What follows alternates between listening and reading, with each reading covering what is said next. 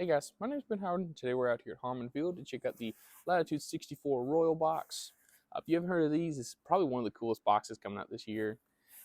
They've got 5 discs in total, with all of them being from the Royal line, with 2 of these discs being unreleased discs that don't even have flight numbers yet. 2 of these being discs in newer plastics, or well, not newer, but like different plastics than they've been released in before, and then another one just being a halo effect or orbit effect, whatever they call it. I believe everybody gets the same discs, but I'm not too sure. I haven't really watched anybody else's unboxing for these, but my orbit disc was an honor with this really cool like 5-wing stamp. It's a nice overstable 9-speed, a little bit more overstable than a Thunderbird, something like that. But it's going to be nice today because it's really windy out here.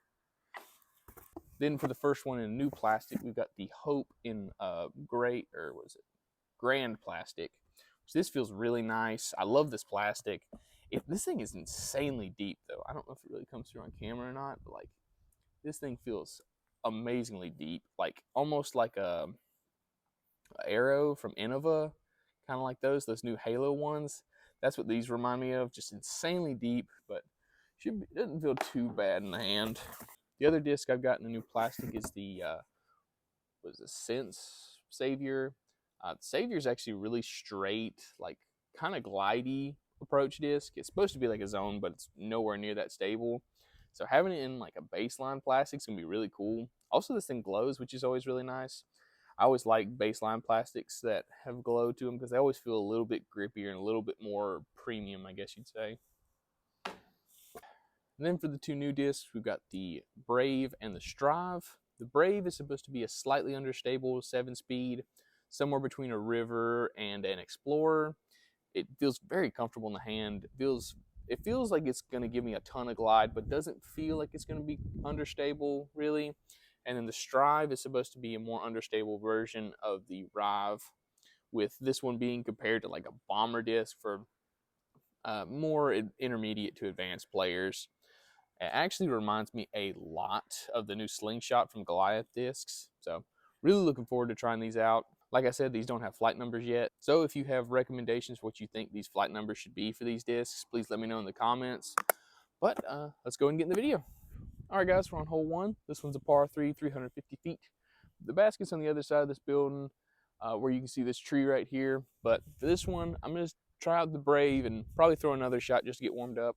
But I'm going to throw the Brave out to the left side of this telephone pole on a bunch of anhyzer and give it a good amount of height and see if I can just get it to coast back to the right.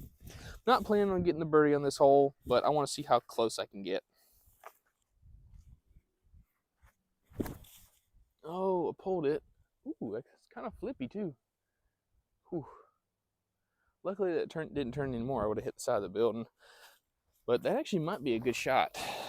I want to give one shot with the Hope too and just see how it flies. I'm going to have to get used to this one just because of the depth.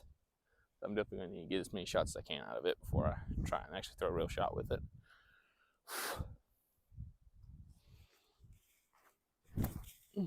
Ooh. Yeah, it came out early. I got scared of it.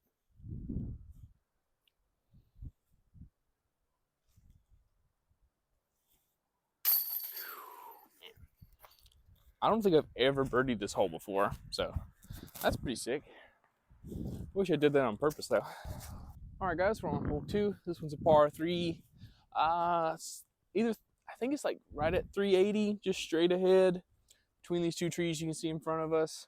So I'm gonna take the Strive, put it on a little bit of hyzer, see if it'll like stand up just a little bit. I just want to make sure I don't get it over on any like anhyzer angles because I got a left to right wind that's probably just going to carry it really far right, and I don't want to go that way. So just give it a good amount of hyzer, hit it hard, get under these branches.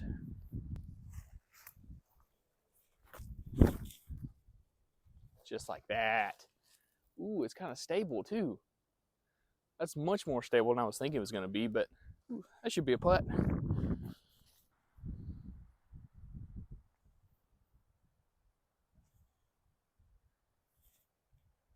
Yes. Whew.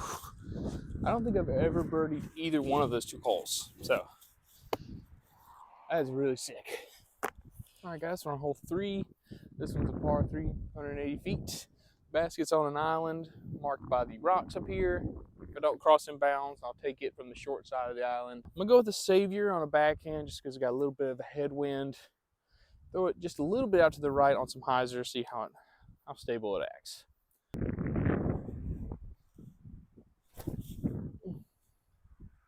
Oh, get down, get down, get down, hit the rock.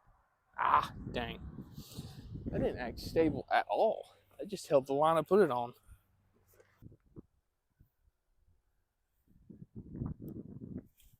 Oh my gosh, I pulled the crap out of that. Ooh.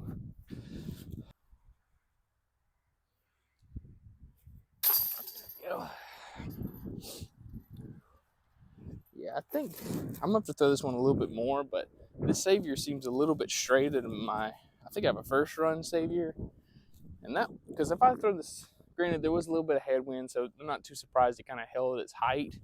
But you can see it just kind of held the angle it put it on. It never faded at all. My other Savior would probably fade at least a little bit.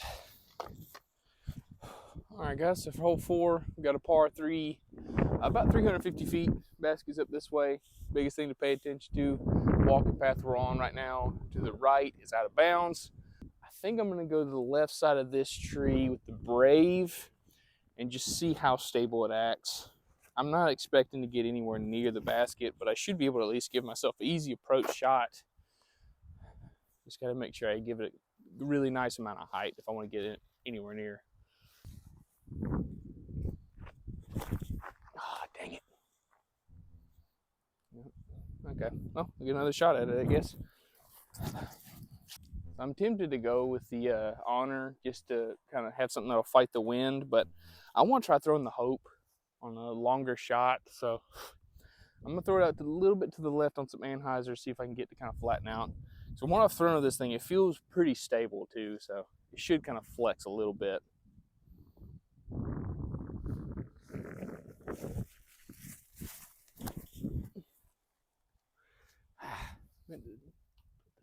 Well, that was a really good kick. Should have a long putt to save the par.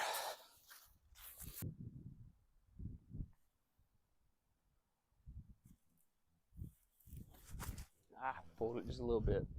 I had the right height on it though.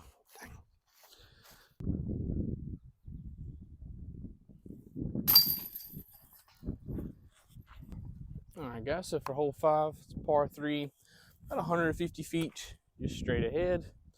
I'm going to throw 2 shots. I'm going to throw the Savior here, but my main shot's going to be the Hope. I'm just going to go straight at it with the backhand, and if the Savior, I want to throw a forehand with it. Oh, what? I hate doing that. I try and like slow down so I'm not throwing it too hard, and then I just early release the crap out of it because I'm trying to mess with my timing. All right, Savior.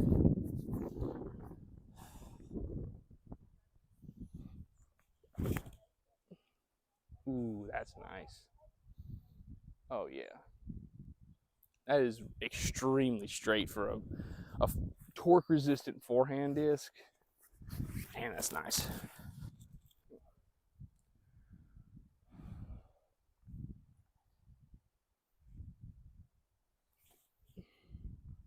Drop in there. Oh, almost. All right, guys, we're on hole 6. This one's a par 4, 450 feet. Basket's up here. You can see it between these 2 trees.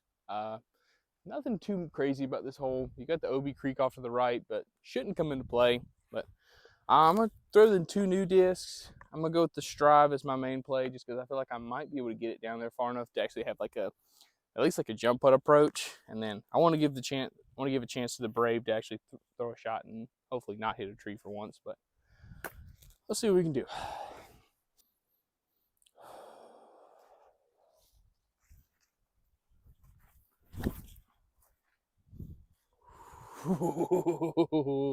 Oh man, that thing's nice. I think that might be pin high. I'll have to make sure to actually do like a U-disc like distance tracker thing on that. But I love how stable that thing is. It gives me tons of glide, but it's reliable. All right, for the Brave.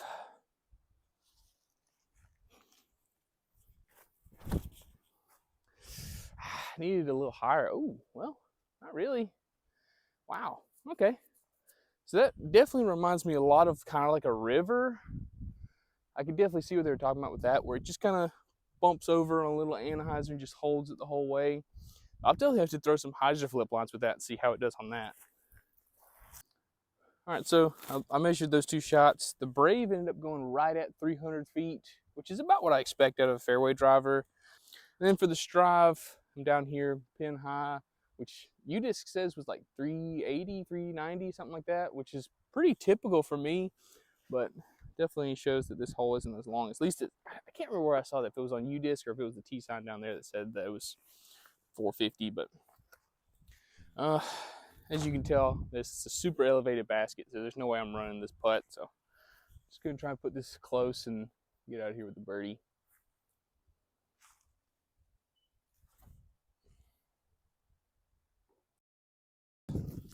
Did not do a good job of getting myself close, but we got it.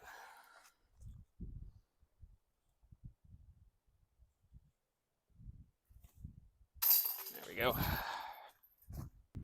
All right, guys, we're on hole 7. This one's a par 3, about 350 feet. See the basket up here between these two trees, right under the last hole's basket. You can go out to the left on a forehand, but I think the best play typically, at least for me, is going to be going out to the right with probably the honor just around to the right side of this tree and see if I can get the honor to fade pretty hard back to the left and get me a good skip up there. Once again, don't really think I'm going to get a putt, but I've said that already in this video and ended up getting a birdie anyway, so let's see what happens.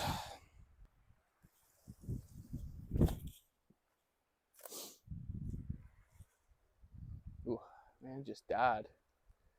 That's why I'm not really a big fan of the honor. I don't really feel I like the initial flight and I like how it feels in my hand, but it just kind of feels like it goes and then just dies. I don't get a lot of glide. I don't get a lot of carry. I don't get a lot of push. It just kind of goes. Bleh. All right, no pressure at all. Don't throw it long or to the left.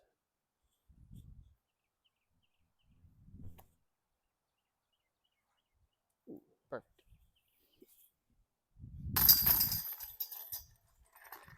All right, guys, we're on hole 8. This one's a par 3. I think it's like 320 feet. Going straight for probably about 150 feet. Then it fairway turns about 60 degrees to the right. The basket being another maybe about 200 feet tucked off to the right. So best play to get up there is going to be a high turnover shot that you don't get to stall. You got to get the nose down and just have it kind of just drag right and like kind of finish out a little bit. So I think I'm going to go with the Brave. Just try and give it a little bit of angle out of the hand, but mainly just get that nose down. Just give it a good amount of height. Just try and keep it turning the whole time.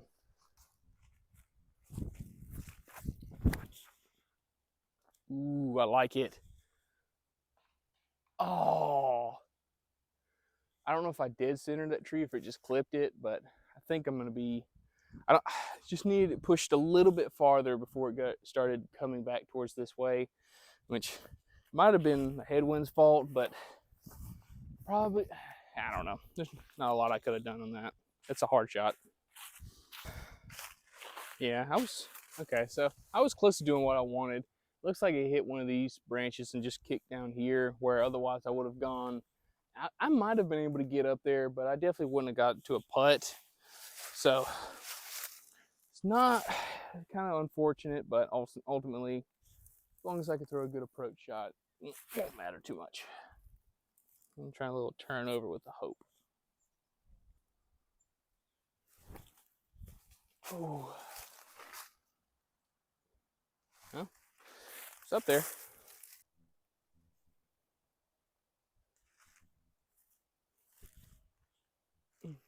Ah. Right in line. Just didn't get it there.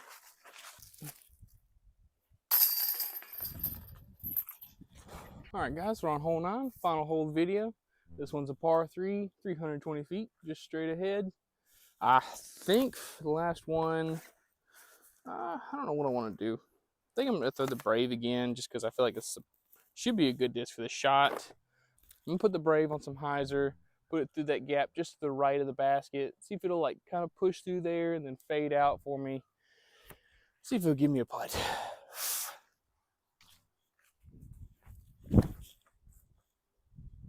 Ooh, nope. Wow, that flipped a lot more than I was thinking it was going to. Ooh, that's gonna suck in the bamboo. Do you have another one I want to throw? Ah, screw it. We'll throw the Strive too. Why not?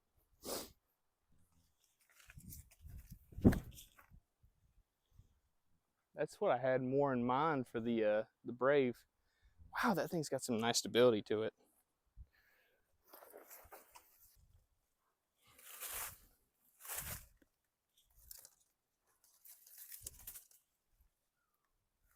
Good grief, that thing is a parachute.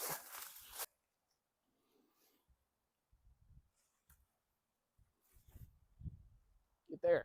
Ah, almost.